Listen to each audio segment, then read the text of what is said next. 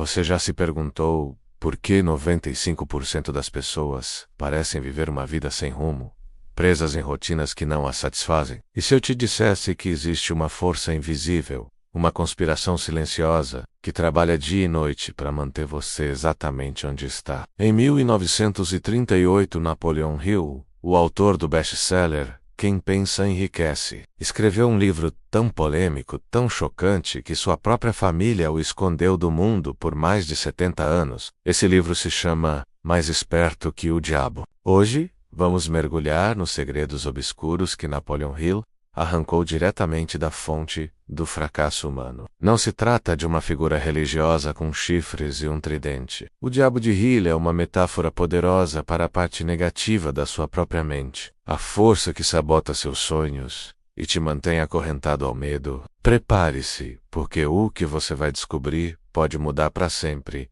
a forma como você enxerga a si mesmo e o mundo ao seu redor. A premissa do livro é uma entrevista exclusiva e imaginária entre Napoleon Hill e o próprio diabo. Nessa conversa reveladora, o diabo confessa, sem rodeios, como ele controla a esmagadora maioria da humanidade, sua principal arma: o hábito de derivar. O que é um derivador? É alguém que vive sem um propósito definido, alguém que flutua pela vida, reagindo aos acontecimentos em vez de criá-los.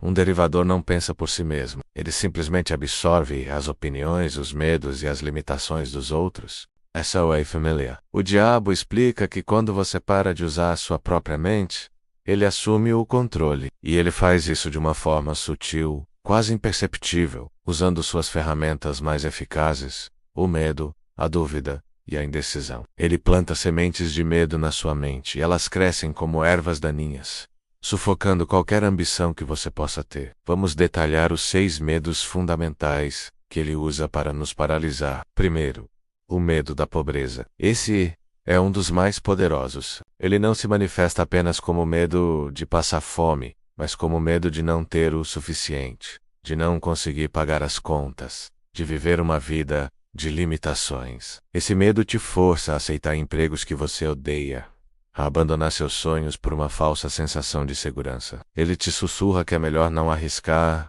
que é melhor se contentar com pouco, do que correr o risco de perder tudo.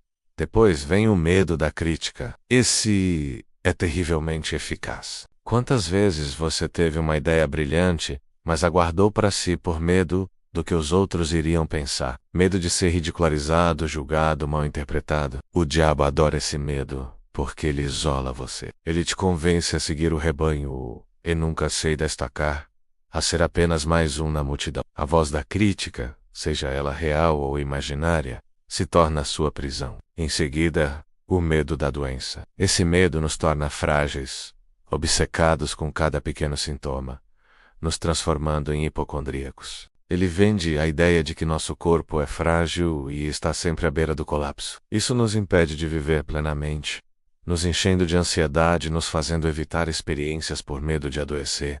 O quarto medo é o da perda do amor de alguém. O medo de ser abandonado, de ficar sozinho. Esse medo nos torna dependentes emocionalmente. Faz com que aceitemos relacionamentos tóxicos, que sacrifiquemos nossa identidade para agradar os outros. Tudo para não enfrentarmos a solidão. O diabo se alimenta dessa carência, transformando o amor, que deveria ser uma força de liberdade, em uma corrente. O quinto é o medo da velhice. A sociedade nos ensina a temer o envelhecimento, associando a inutilidade, a perda de vitalidade e a dependência. Esse medo nos impede de valorizar a sabedoria e a experiência que vem com o tempo. Ele cria uma corrida desesperada contra o relógio, em vez de nos permitir viver cada fase da vida em sua plenitude. E por fim, o medo mais universal de todos: o medo da morte.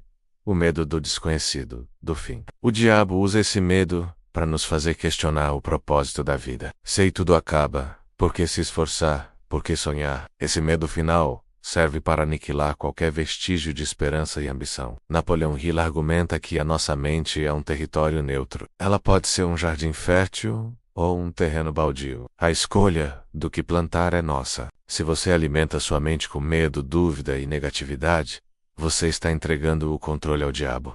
Você se torna um escravo. A grande revelação da primeira parte do livro é esta: Quem controla a própria mente se liberta. Quem permite que o medo governe se torna prisioneiro dentro de si mesmo. Mas se o diabo é tão poderoso, como podemos derrotá-lo? Como podemos nos tornar mais espertos que ele? Na segunda parte da entrevista, Hill pressiona o diabo a confessar sua maior fraqueza, o antídoto para seu veneno. E a resposta, embora simples, é transformadora. O segredo para a liberdade é ter um propósito definido na vida. O diabo admite, a contragosto, que ele não tem poder algum sobre um indivíduo que sabe exatamente o que quer da vida. Uma pessoa com propósito claro é o seu pior pesadelo. Por quê? Porque um propósito definido age como um escudo impenetrável. Pessoas com um propósito claro tomam decisões rápidas e firmes. Elas não hesitam, não duvidam, porque cada passo que dão é alinhado com seu objetivo maior. Elas não têm tempo para o medo, pois estão ocupadas demais agindo. Essas pessoas praticam a autodisciplina. E a disciplina mental, segundo o diabo, é a força mais destrutiva contra ele. Disciplina é a capacidade de controlar seus pensamentos, de escolher focar no positivo, no seu objetivo, e de ignorar as sementes de dúvida que ele tenta plantar. Quando sua mente está ocupada com um plano de ação, não sobra espaço para o medo. O sucesso, então, não é uma questão de sorte ou acaso. É o resultado direto de hábitos mentais fortes. É sobre assumir 100% de responsabilidade pela sua vida. Um derivador culpa a economia, o governo, o chefe, a família. Uma pessoa livre assume o controle. Se algo dá errado, ela pergunta: o que eu posso aprender com isso? Como eu posso fazer diferente da próxima vez? Napoleon Hill deixa claro que a liberdade começa com uma decisão. A decisão de definir o seu propósito. O que você realmente quer. Não o que seus pais querem para você. Não o que a sociedade espera de você. O que você, no fundo da sua alma, deseja realizar. Uma vez que você tem essa clareza, todo o resto se encaixa. Você começa a desenvolver hábitos que te fortalecem, ler livros que te inspiram, cercar-se de pessoas positivas, agir todos os dias, mesmo com pequenos passos, em direção ao seu alvo. A grande lição de mais esperto que o diabo é brutalmente simples. A sua mente é o campo de batalha. Ela pode ser a sua maior prisão ou a sua chave para a liberdade absoluta. A questão não é se essa batalha está acontecendo, porque ela está, neste exato momento, dentro da sua cabeça. A única questão que importa é quem está no comando. É você, com seu propósito definido e sua disciplina. Ou é o medo, a dúvida e a indecisão?